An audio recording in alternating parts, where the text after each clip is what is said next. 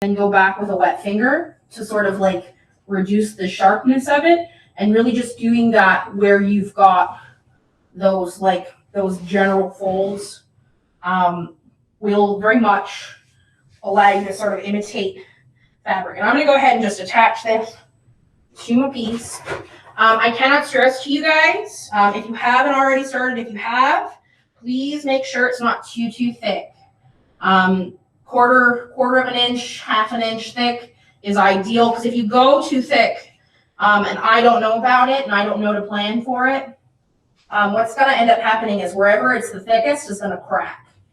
Like if it's more than an inch, it'll just break apart, and you'll have to reglue it. And it's a sculpture, so it doesn't necessarily have to be like food safe, but like sometimes it's nice to not have to do that. So if we take care of it now and make sure it's nice and like structurally not too like heavy duty, it'll work out better for us in the long run.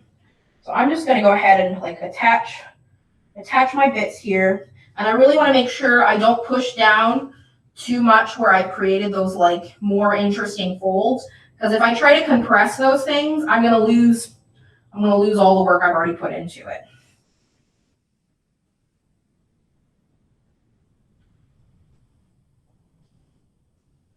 Okay, so at this point, like taking your time and like just a wet finger very loosely along the edge where you've slipped and scored to sort of compress it into your clay body, whatever you've got underneath, if it's your base shape. And for you, Macy, for your boot, build up the shape first, like just build it up with a regular slab, and then come back in and do the texture. Because if you try to do the texture first with these really thin slabs, you run the risk of it being like so thin it's brittle, and you want to have like a nice structure to support whatever you've got going on.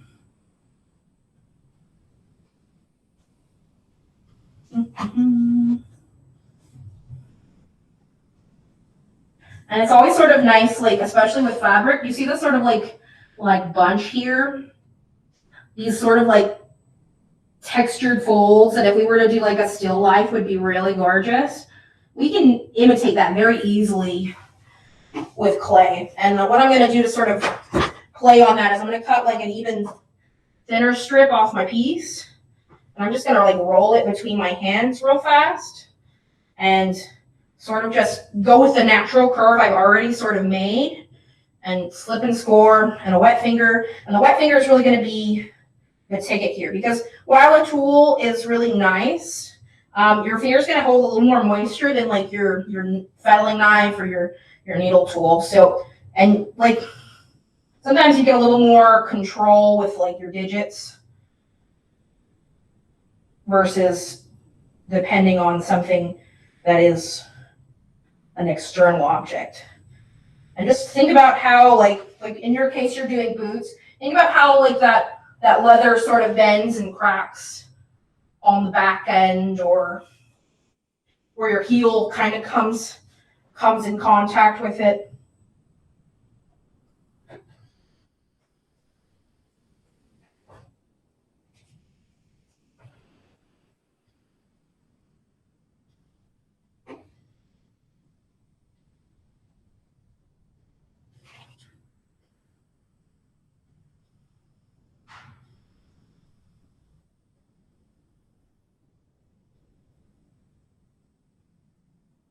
And if you want to dig in with your fingernail a little bit to sort of like make it seem like it's a little more inside of the base that you've already made, that can also be a good addition.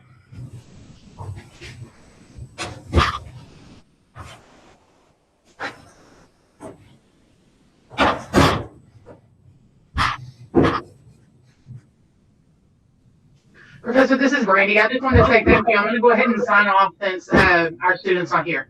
Okay, sounds good. Thank you. Okay, thank you. Have a great day. Have a good one. You too.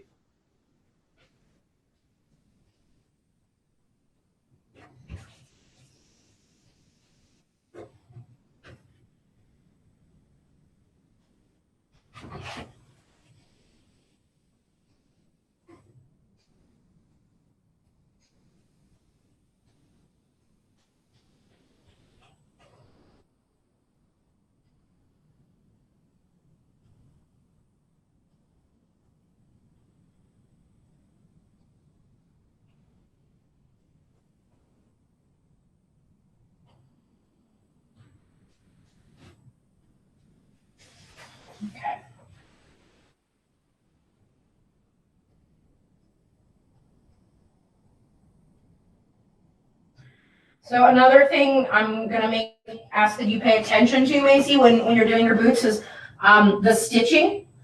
Yes, Lizette, you're good to go. Thank you. The stitching. So you know how like on some boots you can really see where the sole is connected. That Yeah, can be, like that. The stitching is pretty cool. It has designs on it too. yeah, and I like emboss those. Like if you can like really just push those out and just embellish on those particular areas, I think your boots will pop so much. And that's like the idea we want to sort of work on. We wanted these to look, deceptive and real, and we're gonna trick the whole class. And like I want y'all to just really flex on them, like how cool and like great sculptors you are. Okay, so we've sort of done fabric a little bit. Is there anything else we want to see today?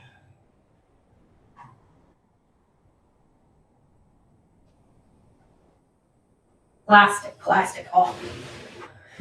So the thing about plastic is going to be in the finish. So Suzanne, if you're good to go ahead and log out.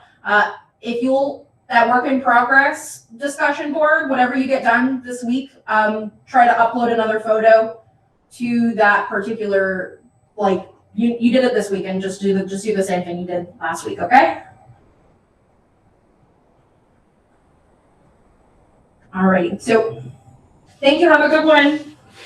So plastic. I'm gonna get out too because I'm good to go then. Okay, sounds good. Thank you so much. It's just you and me, Miriam. So plastic is going to be in the finish, and the kicker is we really want to make sure we do a glossy glaze for sure, because most plastic is pretty shiny. So for your piece, are you going to do the red clay or the white clay? I have the white clay. Okay, that should work perfectly well. And what I think you should use is those slips we used for the last project for your colorants, and really just, we're gonna put a big like wet glossy glaze on the top of it so it like has that nice shine. You know how like hoses, like the Green Garden, like the very typical, like you get it at the dollar store. I would love to see that. I don't know if that's what you had planned exactly. Like, have you thought about coloring? Yeah, I was gonna just do like a basic green one. Okay, yeah. I think that's a good idea. And I think, so for like the hose nozzle itself, I have a metallic glaze here in the glaze room that I think would really just like make it pop off like a brass fixture. I saw your work in progress and you pretty much got it. The thing I want you to sort of focus on is like making sure it's as smooth as you can possibly make it, because that's what's gonna like really change it. And like the kicker is going to be in the painting and the glaze. Plastic is really easy to do. You just have to like make sure you get that like artificial shine. Like there's really nothing like sculpturally other than just like when you're done, like get your sponge like that's a little damp and just hit it until like all those like little like thumbnail and fingernail marks that sometimes get like caught into them. Just make sure you really just go over it until it is just smooth as a baby's bottom, Is there anything like texturally or sculpturally you're thinking about, like that adding to it, or like have you thought about? In your post, you were thinking about where to add your dividers. Cause like I was thinking like if I keep on bringing it up, I feel like it'd be kind of like, I guess, too tall. Yeah. In a way that it wouldn't really look like a hose. water hose. So I was thinking of like leaving it as is, and then kind of like, I guess, putting like the little dividers just like in the inside or something. Like I don't know if that makes sense. But yeah, like because I feel like the whole entire keep on going up and just adding the little dividers, like wow, like it looks so curvy. Yeah. So Yeah, I would sort of, because like hoses usually sit like pretty flat, Yeah. I think the dividers on the inside will be good. I think the kicker is, how are you going to disguise those dividers? Are like, what if you had, those little garden fences, like you can sort of like put put into the ground, like that trellis material that's sort of like a crosshatch. Oh, yeah. But if you put like a little section of that, just like shoved through the hose, and there's your divider. But just it's how do we make it look like something that it isn't? Because I think that's the smart thing. I think if you went up too high, it could be, you know, a little too like, I don't know what the word is, but Yeah. I think you're there thought wise. I'm trying to get on your wavelength here. Have you thought about how you're going to finish out the bottom? Do you want to put it on like a platform, or just like put a slab and like connect it so it's just like a singular base? Yeah, I was thinking of a slab, just putting it under. Okay, cool. I think that'll work. Just make sure it's big enough and you should be good. But the real kicker and the real focus is after you get all this built, like coming in and giving it the time it needs when you paint it. Cause like, you know how like they sort of have like, you've seen a garden hose, like they've got like sort of like a funny, like snake-like texture that we've sort of already like, talked about. And I think if you could you nailed that, then it wouldn't be like, you know, anything. So, I think the colored slip is going to be your best friend here, and leave the fixtures themselves unpainted, because we'll put that metallic glaze on when we fire it, so that they really sort of look metal, you know, like rusted. Let me see if I can find a little like test tile so I can show you what I'm talking about. Okay.